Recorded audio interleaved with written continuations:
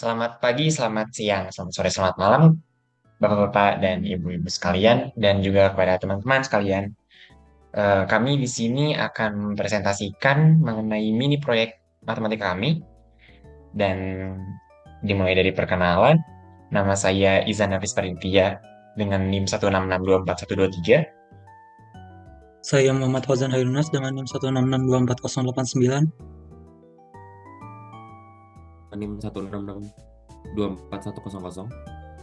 Saya Haidar Islam Muhammad Firdaus dengan NIM 166241116.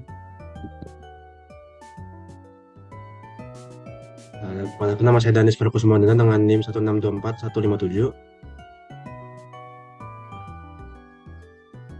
Oke, karena itu kita akan mulai dari soal yang pertama yang akan dibacakan oleh Satria. Soal yang pertama.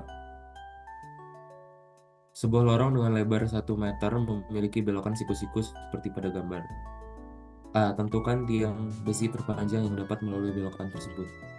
Jika menggunakan perhitungan secara teoritis, kita dapat menyebutkan bahwa panjang diagonal terdiri dari dua, yaitu L1 dan L2, dengan sudut theta.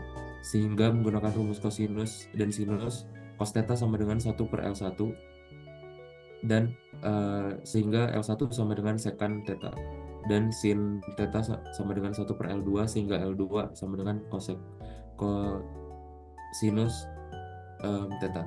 Diketahui bahwa panjang tiangnya adalah L, di mana L itu merupakan L1 tambah L2, sehingga kita dapat membuat bahwa L theta sama dengan secant theta tambah cosecant theta. Dapat dicari menggunakan turunan panjang tanggal maksimum, yaitu turunan L terhadap theta, yaitu 0. Maka turunan L terhadap theta ya sama dengan minus cosecant theta dikali cot tangen theta tambah secant theta dikali tan theta sama dengan 0. Sehingga dapat dihasilkan tan pangkat 3 theta sama dengan 1 dan tan theta sama dengan 1.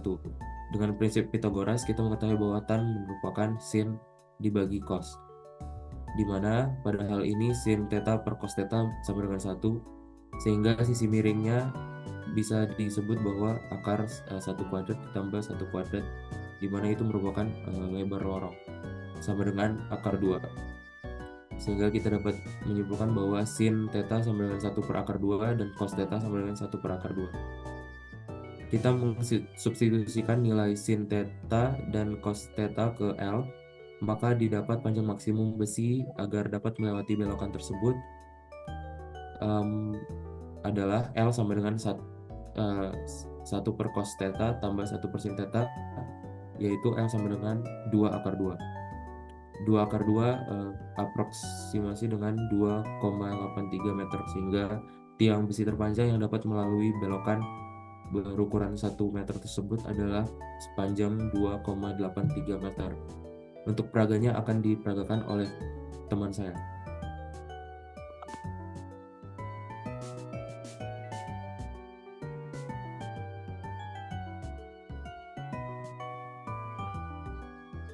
Oke, jadi di sini ada program GeoGebra untuk garis panjang 2,83.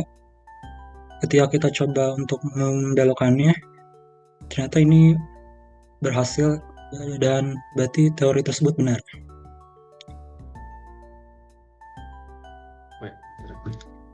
Lalu untuk soal kedua, itu ada soal B. Apakah sofa dengan ukuran 2,8 meter dikali 0,6 meter dapat melalui pergolakan tersebut? Untuk jawabannya akan saya bacakan.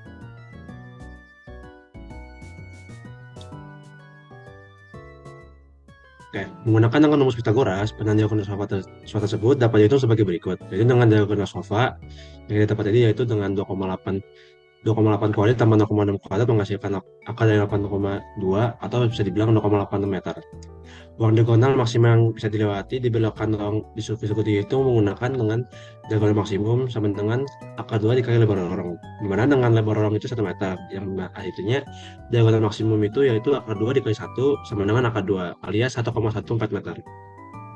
panjang diagonal sofa atau 2,8 meter lebih besar daripada panjang diagonal maksimal di lorong, yaitu 1,1 meter. Hal ini berarti sofa tidak akan dapat melewati belakang lorong tersebut. Pertanyaan dilanjutkan oleh Ustaz Fauzan.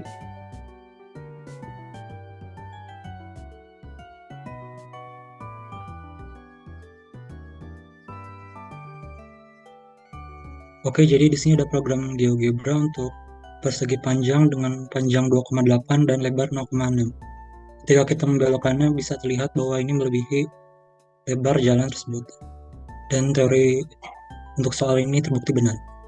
Baik, selanjutnya untuk nomor 3, yaitu tentukan sofa terpanjang dengan lebar 0,6 meter yang dapat melalui belokan tersebut.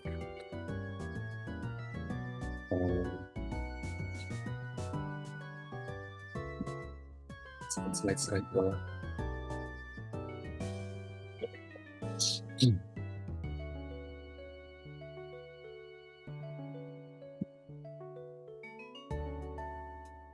Untuk menentukan panjang maksimum dari suatu sofa dengan lebar 0,6 meter yang dapat melalui belokan siku-siku dengan lorong yang lebar 1 meter, maka kita terapkan bahwa panjang diagonal sofa saat berbelok harus bernilai sama dengan lebar lorongnya, yaitu 1 meter. Jika besar sudut sofa ketika berbelok adalah sebesar 45 derajat, maka panjang sofa akan terbagi menjadi 2 bagian sama besar karena memiliki sudut yang sama. Dengan pernyataan di atas, maka dapat kita peroleh kesamaan berikut dengan teorema Pythagoras, yang mana panjang diagonal sofa atau sisi miringnya sama dengan lebar lorong dan panjang sofa dibagi 2, serta lebar yang telah diketahui ukurannya. Dapat ketahui kita di sini menggunakan teorema Pythagoras. Jadi akar dari P kuadrat dibagi 2 kuadrat ditambah dengan L kuadrat sama dengan 1 meter. Dengan P adalah panjang sofa yang akan kita cari dan L adalah lebar sofa sebesar 0,6 meter, sehingga dapat kita substitusikan ke persamaan di atas. Kemudian di sini akar P kuadrat per 2 kuadrat ditambah, kita masukkan L yang telah diketahui yaitu 0,6 kuadrat sama dengan 1. Kemudian kedua ruas akan kita kuadratkan dan menghasilkan P kuadrat per 4 ditambah 0,36 sama dengan 1.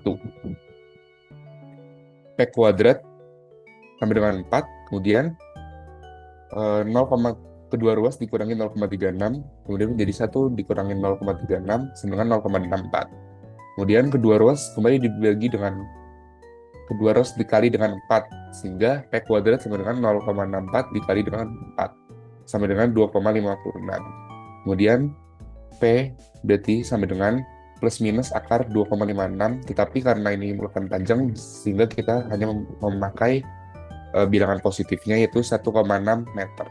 Karena itu, panjang maksimum sofa dengan lebar 0,6 meter yang dapat melalui belokan siku-siku dengan lebar lorong 1 meter adalah 1,6 meter. Nah, berdasarkan gambar tersebut, didapatkan bahwa benar panjang dan lebar maksimal yang dapat melalui lorong tersebut adalah dengan panjang sebesar 1,6 dan lebarnya 0,6.